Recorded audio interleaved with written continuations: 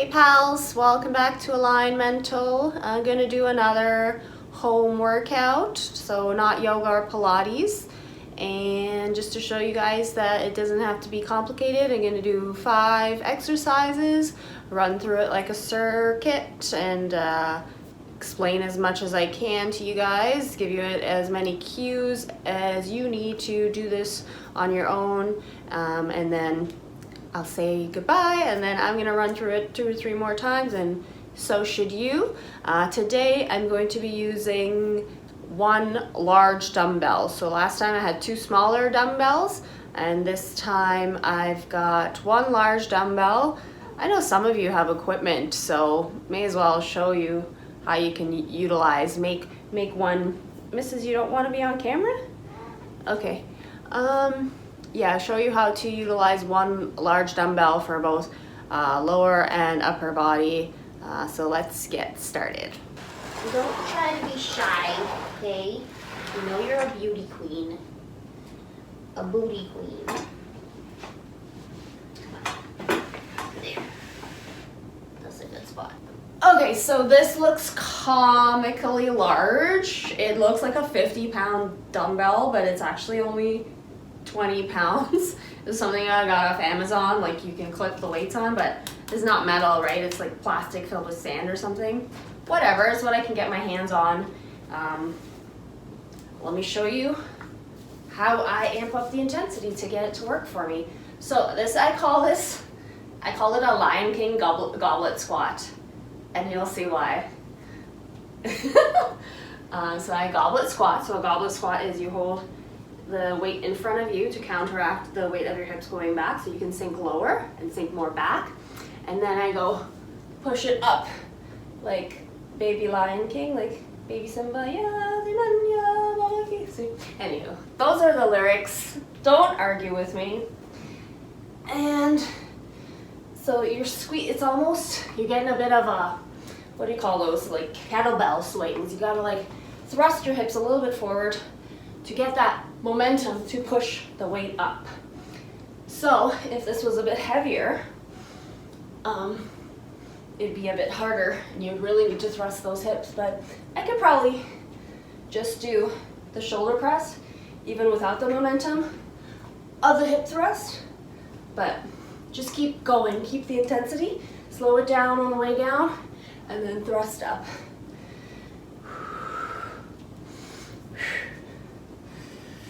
And the arms go almost overhead, so you make sure you're not gonna take yourself out, giving yourself a little dent in the forehead there. I tested this before to make sure I have clearance here, so you really have to push up with that weight. You guys can't even see the weight, but you know. Oh, it goes like right overhead. And you have to engage your core to make sure it's not gonna pull you back. It's right above there, like right the crown.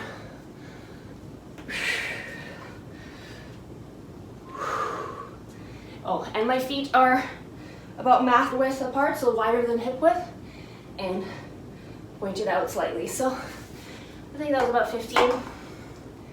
This bra is not conducive to working out. Okay, so I normally do 2 like kind of hybrid leg and something exercise just to get my heart rate up right off the bat, and clearly it's working. Time out, let me get some water. Oh God, okay, so the next one is, I need a chair for this. It's a single leg deadlift.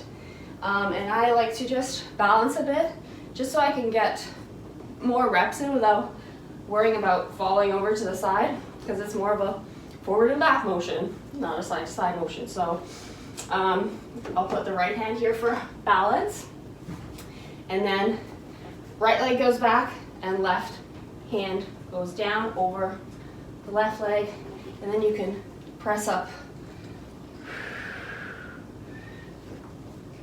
and release the hand as you come to the top. But right here it's hard to balance, so this is where you need the help of the chair, or the wall, or your friend. So it's not so much about how high the back leg gets. It can be down here. It's just a counterbalance. It's more about the hip hinge here at the standing leg. So the hip goes back and then forward. You're not bending and straightening the knee.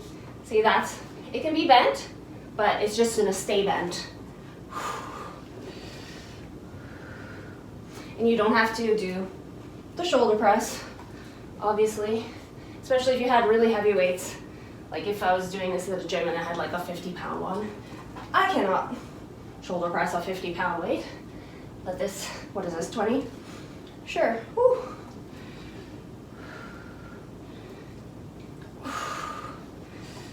And that's good. So, like any deadlift, that's gonna work your glutes and hamstrings. And then we just threw in the shoulder there. And obviously anything on a single leg is gonna work your core. It's a balance exercise, so now we're gonna switch to right leg is a standing leg and left leg reaches back. Think about the right leg reaching back more than up. So it doesn't matter how high it gets to the ceiling, it's just going back, just like your hips. Your hips are going back, right?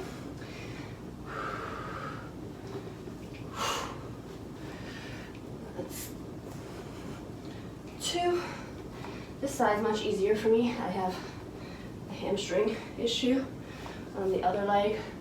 But that doesn't mean that I don't work it. In fact, that's probably what it does need is strengthening. So I'm trying to even them out, balance them out, make one side just as strong as the other. So that's why these single leg exercises, single arm exercises are good, so that both sides of the body are working, pulling their own weight, working synergistically. And I'm not keeping count, really going by feel, because it's hard to count and talk at the same time. But I feel it's more valuable to give you guys the instruction, and then you guys can keep count. We'll do one more. But I feel like I kind of do them equally. Maybe I'm one or 2 reps off, but I feel fatigued on both sides, so that's what matters. Okay, so today's kind of I don't know what it is, leg and, well, there's back and triceps, like back body, I guess. People will do a push day, so like all like triceps and chest, and then a pull day. But I find like doing a full pull day, my grip strength hurts, you know, like doing pull-ups, rows. My hands wear out before my muscles. Well, my hands have muscles too. Anywho, you know what I mean. So tricep, let me turn up the volume. So overhead tricep extension. It's in the name, it's overhead. You extend the triceps. This is actually better with a bigger weight, because then you can hold it wide. If the weight's too small, then your grip is really tight, close together, and it's hard to get that extension. But here you can, but don't let the elbow, is not out to here. So as you come down, really think about hugging the elbows in. As you push up, it's easier for the elbows. The elbows will stay in, but it's on the way down, they want to flare out. Don't let that happen. Keep them close by, and that, how you grip the weight can also affect that, right? So if you're holding here, it's more likely to go out to the side. So I kind of hold it like I'm not gripping it, I'm just holding it like a tray. See how I'm just supporting underneath it? Even if you had a smaller weight too, you want to just do it like that. Imagine you were like pressing to a handstand onto the ceiling, and you're keeping the elbows in, but also keeping them overhead. So as they go back, don't let the elbows kind of go forward or like this. They're just kind of straight up, elbows pointing to the ceiling the whole time. And if you're really flexible, you know, that weight might touch like your cervical spine, or, you know, right here is fine too. Okay, that's enough. And then, okay, this one's fun.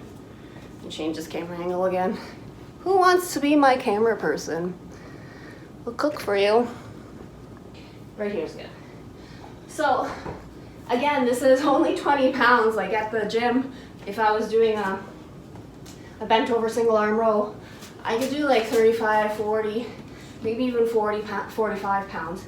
But this is only 20, so I can like, you know, do lots of reps. But I can also, one way to amp up an exercise is to turn it into a plyometric where it's like power, you know. I'm not against power. I'm very much, you know, in one of my videos I said I prefer work than power, but that's in certain situations, especially when it comes to yoga and Pilates, but there's a time and place for power. So this row, so this is a row. You can stay here, especially if the weight's very heavy.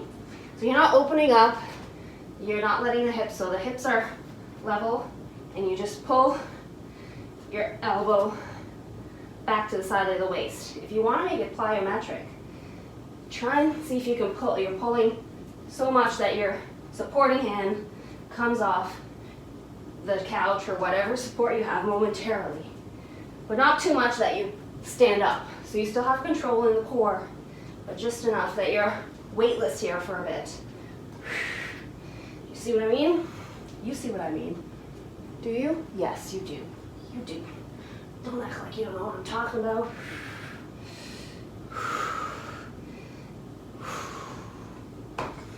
Okay, next side. How's that gonna work? How is this gonna work? Misses. And then, yeah. Don't look over there.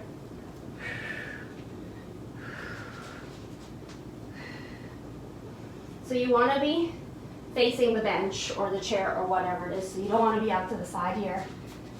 Have it wherever you're holding with the supporting hand.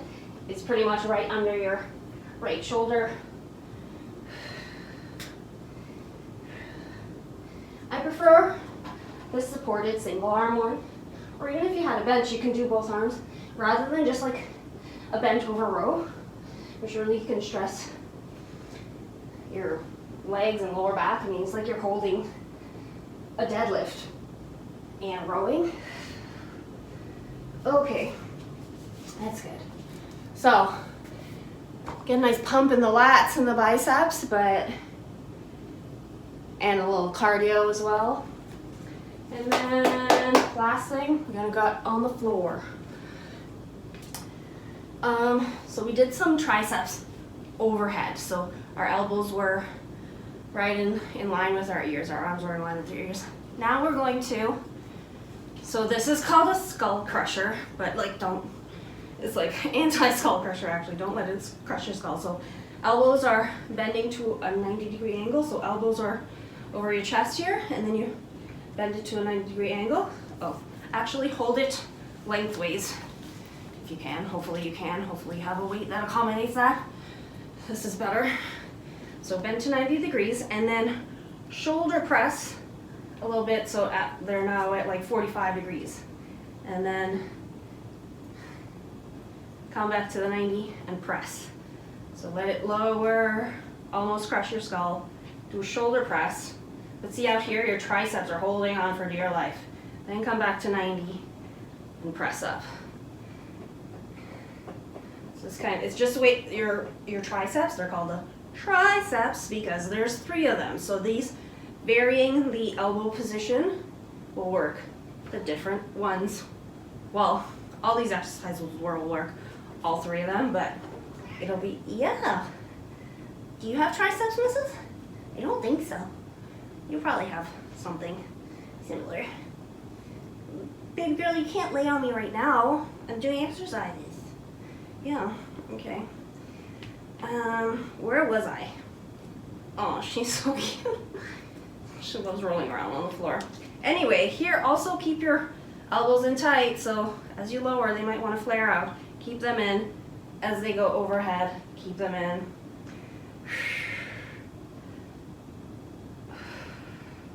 Boop, boop. And last one. And then lower it down. Don't crush the Achilles. Don't crush the Achilles. You want to do some exercises? Which exercises do you want to do? You don't want to do any exercise. What? Listen. Quit sassing me. So that was 5 exercises. Nice little circuit. You can replay the video over and over again, or double it up with another video. I'll try and figure out how to like do that fancy shit where you can just click on it for next. Maybe I'll try and link it to the first one, because that is also like just 5 exercises. Now she's there. Mrs., why are you so goddamn cute? Like, why? Stop it, okay? Yeah, but I'm off because I'm gonna run through it again. So have fun. Like, subscribe, comment, share, hit the notification bell, all that good stuff. Bye.